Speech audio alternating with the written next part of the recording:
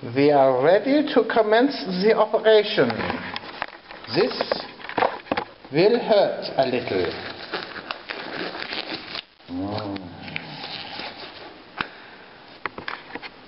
Alright, so let's get a baseline trigger weight for this M&P Core.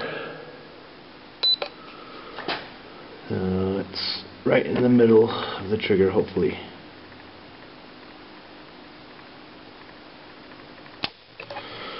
£5.6.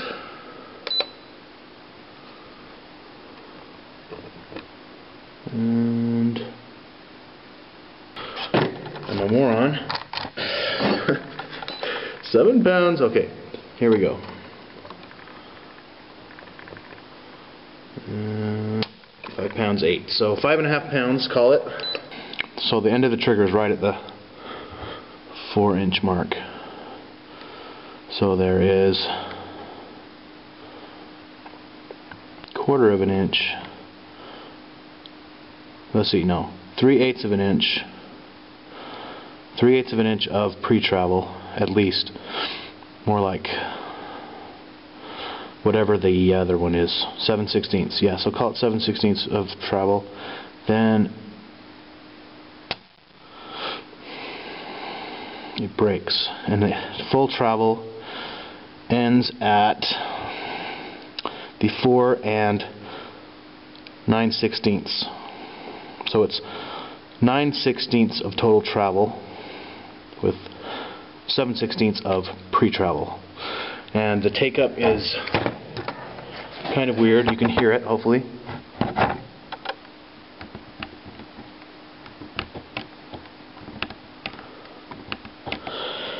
It's got that M&P weird gritty grinding thing that apparently is due to the striker block not being polished. This is the M&P Core, which, as I understand it, has a much, or at least a pretty improved trigger over the standard M&P, and it actually isn't bad. It's good to shoot. So the thing that's kind of bothering me is it's got a mushy reset, and there's a lot of pre-travel, and it doesn't really feel very crisp once you factor in the pre-travel. So we're going to try the forward set Sear from Apex, and also install the RAM at the same time. So let's do that. Okay, so we're removing the rear sight set screw, which is 1/16 inch hex key, which is kind of annoying. And the way these parts are grouped is the aluminum trigger and the Sear, which has 3 little 3 dots on it. Can you see those? 3 little dots stamped into it are in one bag, and that is the green trigger spring, which I believe is supposed to give you the option of increasing trigger weight if it's not up to your. If the trigger weight is too low for your desire, then you can. This is the one that you're supposed to use, I believe, is the around 4 pounds. 4.5 pounds maybe, and then if you need it to be heavier, then you use that one. So that's extra. They don't really explain that. There isn't really anything that comes in the kit other than this thing that says watch our videos. And our install videos are they're clear as long as you already have a very good understanding of what all the parts are, and that you've done this a bunch of times with the M&P, which I haven't. So hopefully this will be a little bit helpful for other people. There are 2 springs in this thing. I don't know what they are. One of them is the Sear spring, I assume, and then there's 3 springs actually. The one is what we already talked about, was the trigger spring. That's the slave pin, which apparently used to be aluminum, judging by their videos, but now it's plastic. And then there's going to be one of those, which is a Sear spring, and I don't know what the other one is. That is the new striker block and the striker block spring, and that's the Talon tactical tool that holds the little cap on the striker block in while you reinstall the rear sight. So I've done the removed the striker and striker spring, striker assembly hopefully you know how to do that. So I'm removing the set screw.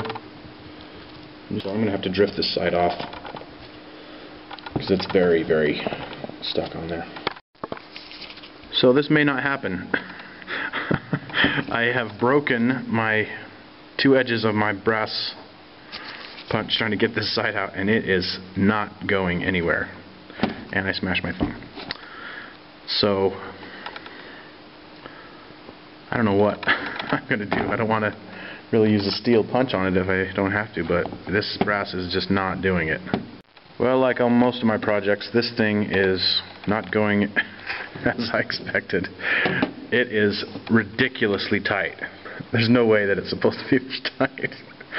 I guess I should have invested in a $200 sight pusher so I could do this. April Fools! You don't need to remove the rear sight on the core. You need to remove this sight and this sight base. If you were an intelligent person, you would see that the plunger lines up with the very back edge of the mounting plate spacer. So I'm gonna have to remove the rear, the optical sight and plate that I just barely Loctited in to secure it. And now I have my new gold edition Yamaha Midnight Special sights. So I'm a moron, so you don't have to be. Super extra bonus points to Smith & Wesson for coming up with a new plunger, a firing pin block retaining system, which is an Allen screw which is smaller than the smallest Allen key in my kit. Which is thanks guys for not including the tool in the box or telling me what. You know what I'm going to do? I'm going to freaking read the manual. Can you believe the lengths that I am being driven to by this company? Nope, not a mention of it. So, the two relevant, hilarious paragraphs are: the rear sight is adjustable for windage. To adjust, move the rear sight in the direction you wish the group to move. Use a brass or plastic drift or punch to prevent marring the rear sight. What it should say is, use a nuclear device. And the other thing that I'm sure they wish that I would read is, never disassemble your handgun beyond field stripping process outlined in this manual. So that's worthless. Maybe I should do some research before I start this kind of stuff. So now I gotta find a tiny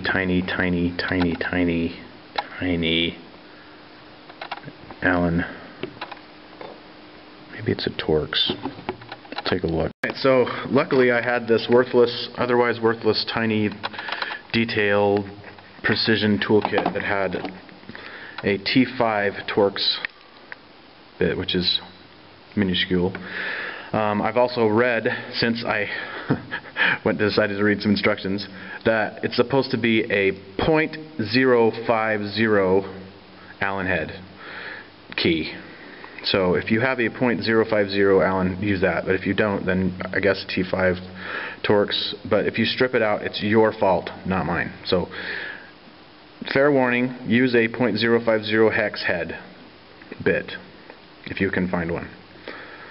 And then you will avoid weeping and wailing and gnashing of teeth. So I'm going to remove this. Does this even help anybody? But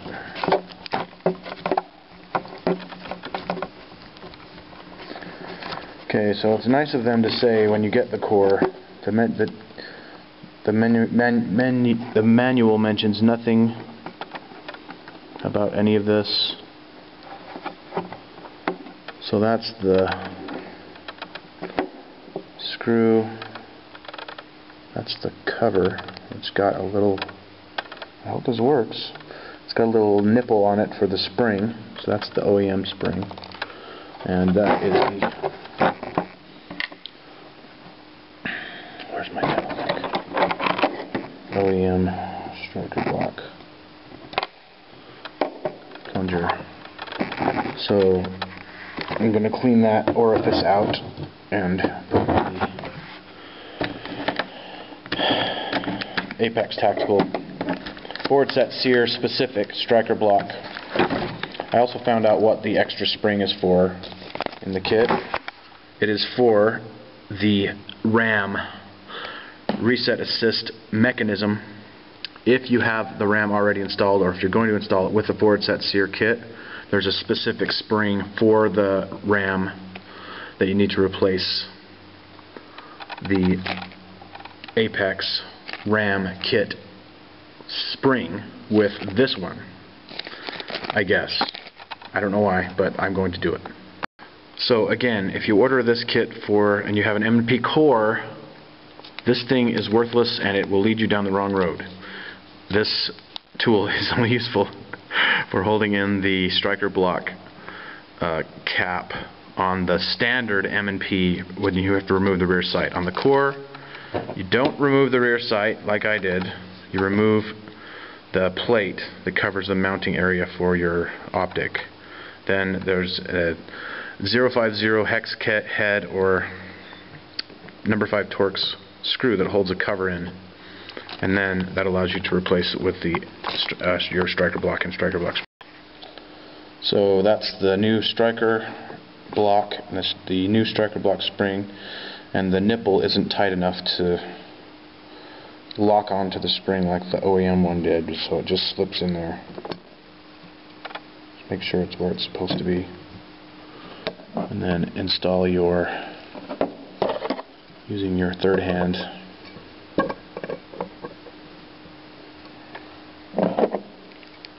Install your screw.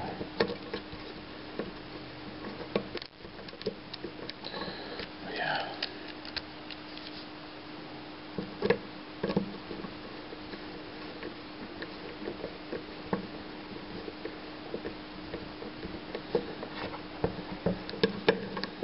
I wouldn't really crank on it.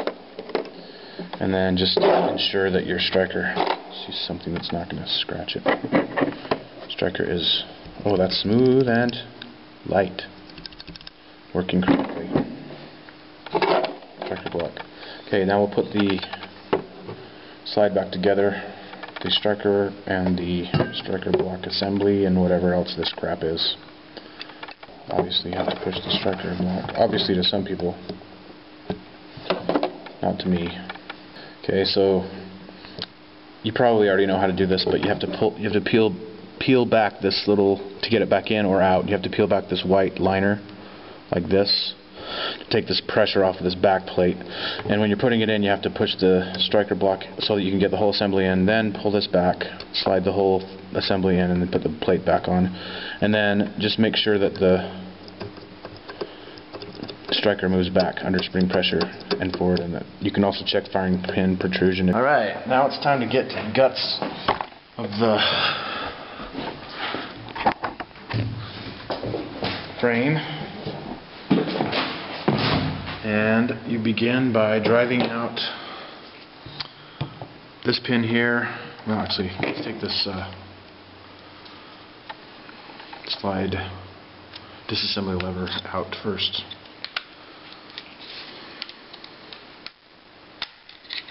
You just pull it out past this. There's a spring that goes along the side of the locking block, similar to a SIG system. So just take that out. Then you can drive out these pins. And there's ostensibly can be possibly hard. This is a 1/8 inch roll pin punch, but I guess our standard 1/8 punch would work. This is a plastic table, so you might not want to go. Let's start with just this.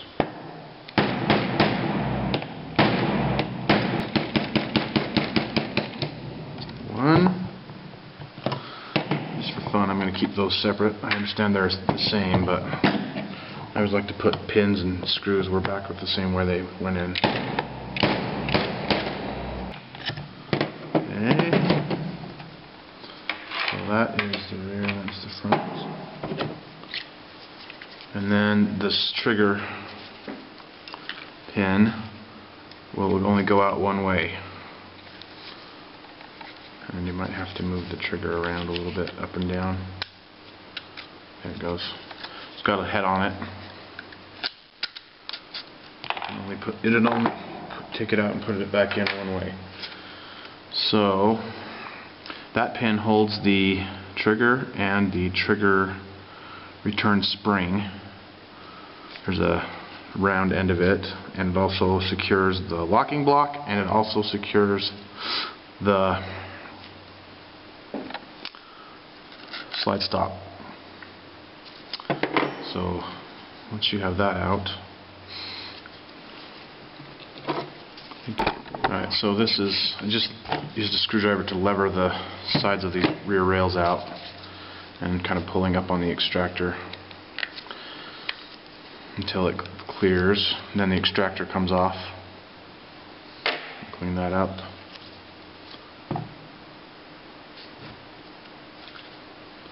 And then you can, it helps to pull the trigger to move the Sear block assembly, or whatever it's called, out. So I'm going to clean this up. And then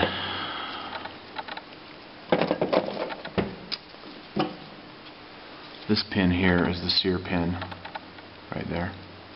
Just push that out like that. So I might as well just take it out now. Keep my finger on top of the Sear in case it wants to fly somewhere. So Sear pin and the Sear.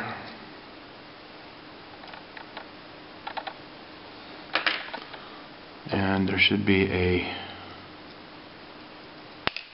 plunger, which is this tiny little guy.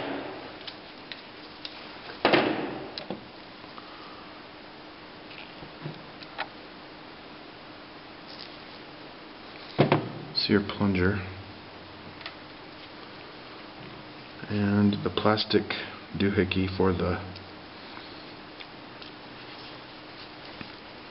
plug just came out. So this is a very important piece. Don't lose this. I guess it's not plastic, is it? Thought it was plastic. It's that's the filler for the models that don't have internal lock right here, this hole. So make sure that goes back in before you. It is plastic. Before you reinstall the Sear assembly block. Make sure that's back in flush.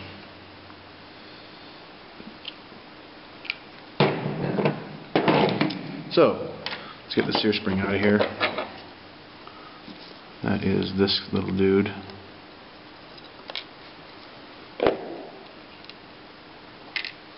Which will be lost forever if I drop it. So now that that's out, I'm going to show you how to replace the Sear. So there's a pin here, right there. That's the Sear pin. Hopefully you can see this. I'm not sure if I'm in focus or not. So you just put your thumb on the Sear and push that pin out. Make sure you don't lose it. Some M&Ps have a head on that pin and it'll only come out one way, but the core, at least the one that I have, comes right out. So then you remove the Sear, and the little tab on it goes toward the front, and it's flat along the top, or mostly flat along the top. That's the top. And then there's the Sear plunger and spring, which, as you can see, are very, very small, so don't lose them. There's a recess for the you can see that hole for the spring and plunger. So then you swap out the Sear spring with whatever one you want, I've already done this for the apex one, so I'm just showing you again because the shot that I took wasn't very clear because it was out of focus. Put the spring in.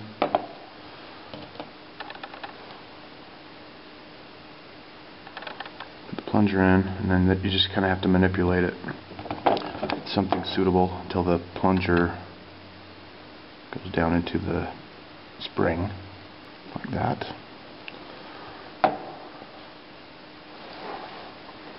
Hopefully you can see. So then you put the sear on top and just apply some pressure, and you're just lining up the hole with the sear pin hole. You can sort of do that just by pushing down with your finger, and then as you line up the holes, the pin will go through. So now you got the new sear and plunger in, and this is also where the apex ram is going to go. But I'm not going to do that right now because I still have to take this in and out a few times. Okay, so that just shows you how to replace the sear. Clean that up. And also I'm going to remove the locking block.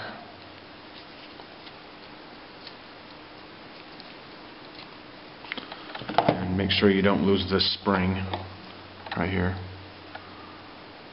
That retains the disassembly lever. So locking block comes out, and then the whole trigger and slide stop lever and the trigger bar. So that's how that works. It's all one sort of united conglomeration. So we'll take the slide stop off the top, and it has a little spring. Make sure that the spring is present when you put it back in. And this is the trigger return spring. It looks like the open end is up, if that matters. So I'm going to remove that because I need to replace it with the apex version. So that's the OEM spring. And I'm also going to have to drive out this pin because I'm going to use, they want you to use the OEM trigger bar with the candy cane. They call it the candy cane here. So I got to drive this pin out, and that looks to be tiny little punch, 1/16, slightly larger I guess would work.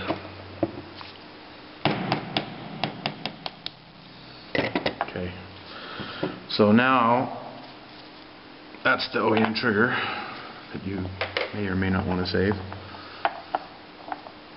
and I don't think you need this pin because the apex one comes with its own pin that's friction fit, they say, and they already have it pre-installed halfway, which is a nice little feature.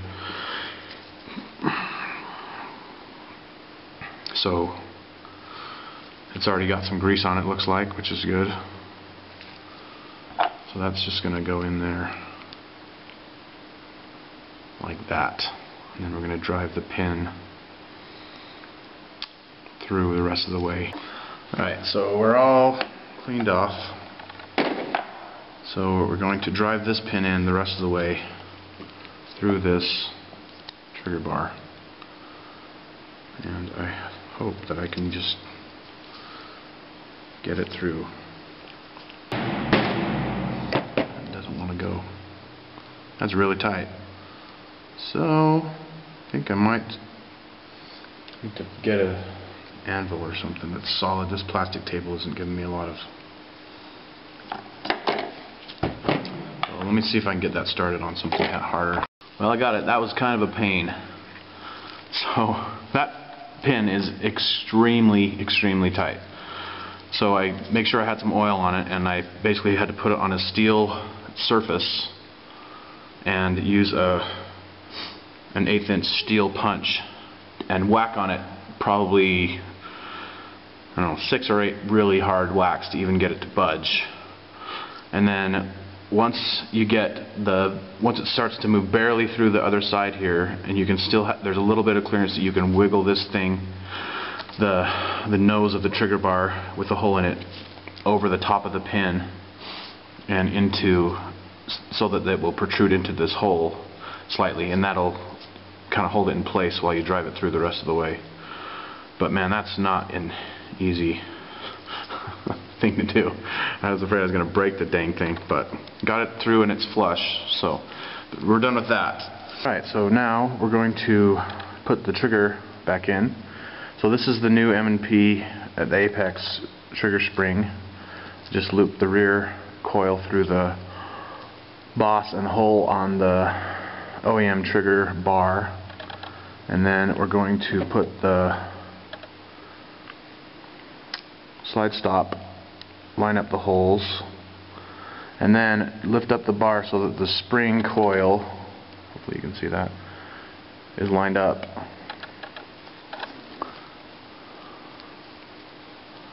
Like that, between the two ears of the apex trigger, and you can see that the hole lines up. And we're going to drop we're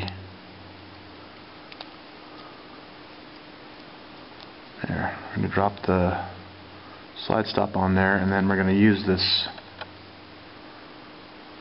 slave pin to hold it all together. It's kind of a cool idea that they include the slave pin so you don't have to do it all in the frame. So that holds that sort of assembly together while you put it in the frame, and then you drive in or push in the hammer pin, and it keeps it all lined up. So we're also going to slide that candy cane where it goes at the same time. Actually, I'm going to remove this rear Sear block.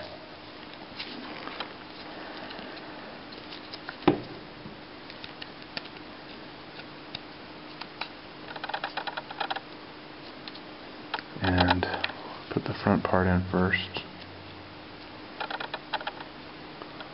and slide it into this little recess here. Push that down.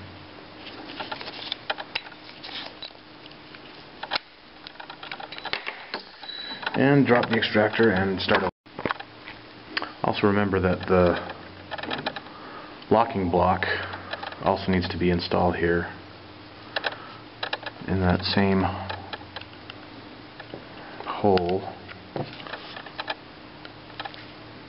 Make sure that spring is intact and it's not binding on anything. That slave pin is not quite pressed in enough, so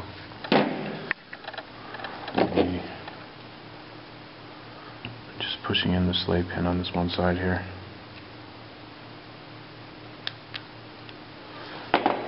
There, so the reason it wouldn't go in is the slave pin was slightly protruding out of the left side. So this spring goes underneath this locking block. There's a little notch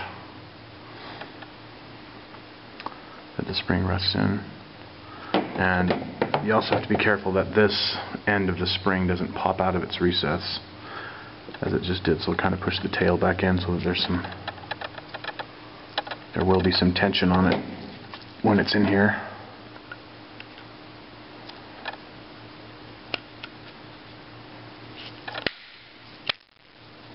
There we go. And then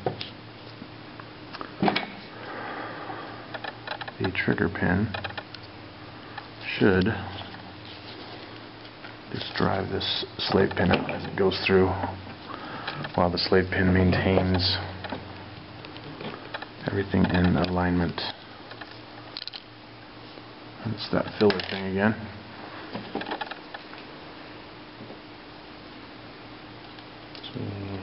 You don't want to just whack on it, because if it hits something stiff like it just did, that means it's not going through the loop of the spring. I don't want to just smash that spring, so I'm going to just reach in here and kind of lift it up a little bit.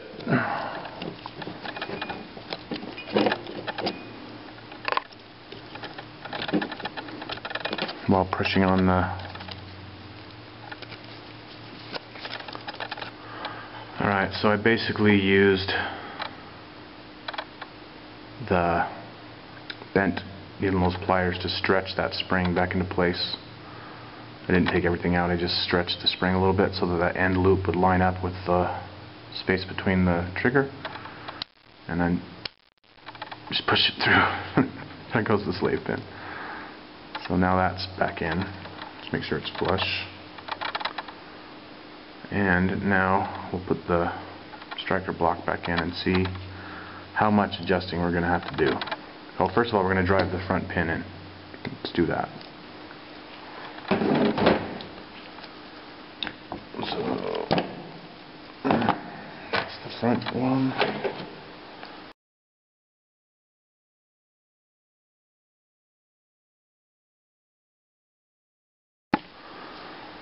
Alright, so there's the, oops. Yeah, front pin.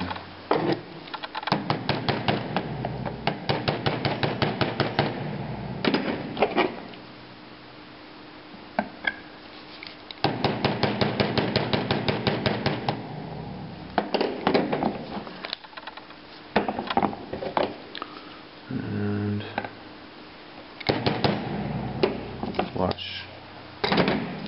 we'll put the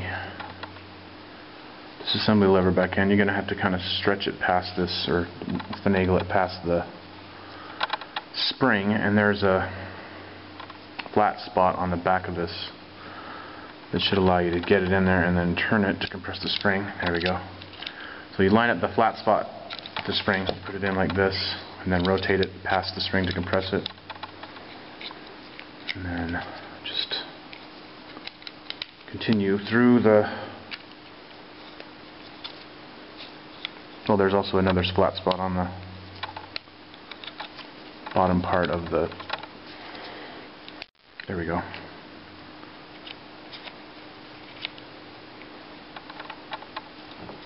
So we've just got the pin in just a little bit to hold the striker block while we check this trigger. Pre-travel seems to be greatly reduced. We'll measure it in a while, but looks like the...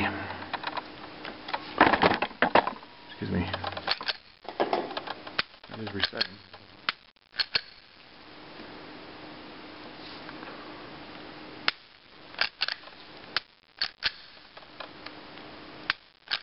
There's still no real solid reset, but and it doesn't move very much at all. So I'm going to have to adjust that at all. But the safety isn't working for some reason.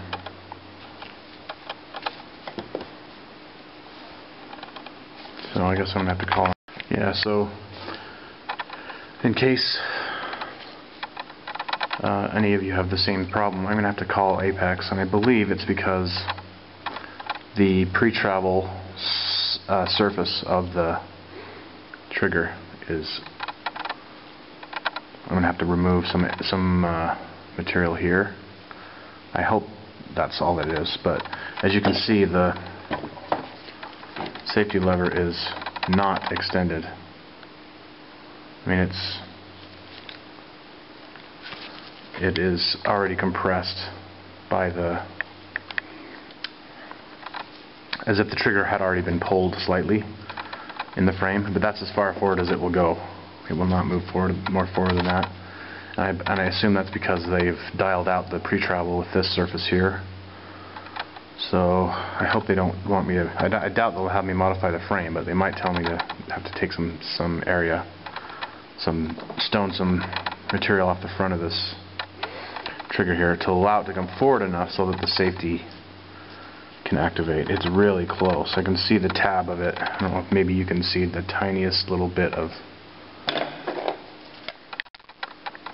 right back up under there. Maybe not. There you can kind of see a little bit of air right there. That tiny little dot right there. but it's not letting it come down. So maybe I'll just, well, I'll call them and see what they say. But so for the trigger safety problem, Apex apparently tells people to remove the casting flash or whatever from the front portion of the trigger opening right here. Just carefully with a few swipes with the file. You will have to decide whether or not you are going to do that. I'm sure Apex will refund your money if you decide that you don't want to modify your frame. I'm going to modify mine, so I'm just taking a little bit off of this surface here with the diamond file or something suitable. I'm just going to take a tiny bit off and then refit and repeat until it resets. Unless I feel like I'm having to take too much off, then we'll see. Alright, so I've just taken a few swipes with a very fine file, and it looks as though it's going to be working now. I'm just putting pressure on the trigger bar with my thumb because I didn't want to mess with trying to put that stupid trigger return spring in every time. I've had a pain in the butt with that, even with the slave pin. It's just a nightmare for me on this one for some reason, but it looks like it's going to work. So the trigger won't move if I push on the side, but if I push in the middle, it disengages properly, and it looks like it's pushing it forward far enough, at least with my thumb pushing it. So I'm going to reinstall it with the spring now and then see if it still works and if it resets. Alright, so it appears that it is working properly. I have the spring connected after 90 minutes of swearing. Actually only about 10 minutes of swearing. That's really not a good design. The slave pin on mine does nothing to help. The end loop of the spring is, the Apex spring is kind of cocked to one side, so it's just ridiculously difficult to get that trigger pin back through. But anyway, got it back through, and I'm pushing forward on the bar, and it appears that the safety is working properly, and the trigger won't move unless I press the safety. So now let's put the back piece back in. Well, that was a huge pain in the butt, but it appears to be working. So let's check the trigger pull.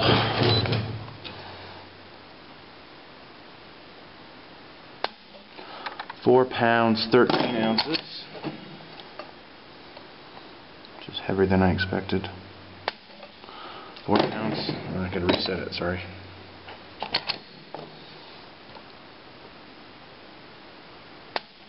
4 pounds, 9 ounces.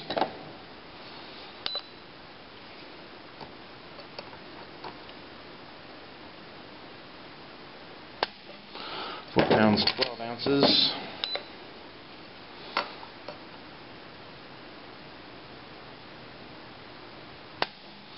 4 pounds, 15 ounces. So it's about closer to 5 pounds than it is for 4 pounds with the supposedly 4 pound spring in it. So that's a little disappointing actually. I may put the OEM trigger spring back in if I can ever work up the courage to do this again, because that is a huge pain in the butt. So this is kind of a pain, but the pre-travel has been reduced to about 1/8 of an inch. So right now it's on the 3/4 inch mark. I haven't touched the trigger. Then the pre-travel is 1/8 of an inch, which is much better. Pre-travel is 1/8 of an inch, and then so it goes to the 5/8 inch mark from the 3/4 inch mark. And then the brake is about 1/16 of an inch. So the total travel is 3/16, which is a marked improvement. So that's all the way out is the 3/4, 5/8 is the pre-travel, and the brake is a 1/16. So that is definitely better. It's heavier than I expected. Alright, so this is the first test. I've got just the cover of the slide on there because I'm going to slide in the rear sight again before I put the optic on. So I'm just going to put 2 rounds and a couple of magazines to make sure it doesn't double or anything funny is going on.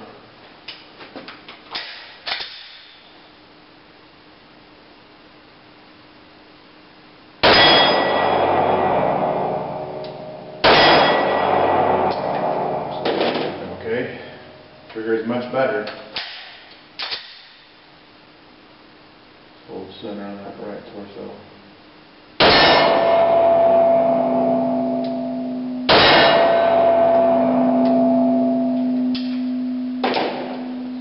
Seems to be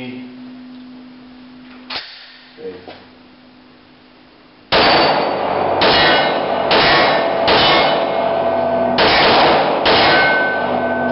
So that one did reset. That is done.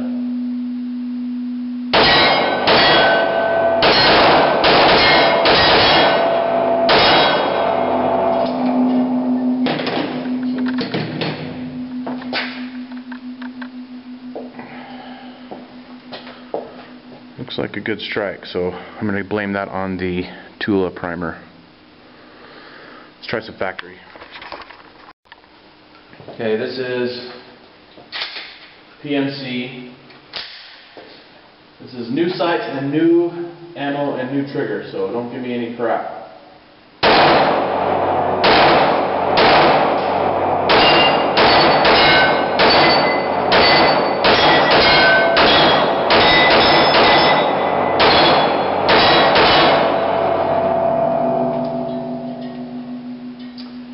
It's very different than it was. The trigger, I'm going to have to get used to the trigger.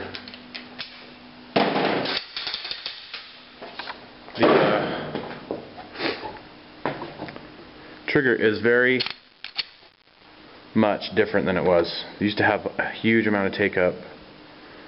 Now there's just a little take up, and the reset is much shorter. So it's a definite improvement. I've basically been doing a revolver reset where I basically kind of like Jerry Mitchell does. He comes all the way off the trigger and comes back every time, and he certainly can shoot fast enough. But with this one, you just don't have to do that. You don't have to come off so far. So I'm just have to get used to my trigger finger not having to come out so far. And that was much more of a pain than I expected to install. Some people have had 0 problems and they just dropped right in and there's no issues, but man, getting the trigger spring back through every time on that pin and having to do that probably 6 or 8 times in the process, even with a slave pin, I eventually just gave up and was using a screwdriver to push the spring forward so that I could get the trigger pin through the loop of the trigger spring. But man, that is a pain in the butt. I do not like that about this design. But other than that, I'm really liking this gun. So now let's put put the optic back on and get used to it again. Looks like it's hitting okay with the iron sights. I generally run this with the RMR, so I just wanted to make sure the sights were on before I put the RMR back on. So there you go. Probably a really good investment. I'm going to have to get used to the trigger again, but it feels markedly better already. Rock on. Alright, let's see if I can try some transitions from target to target, see if this reset helps at all.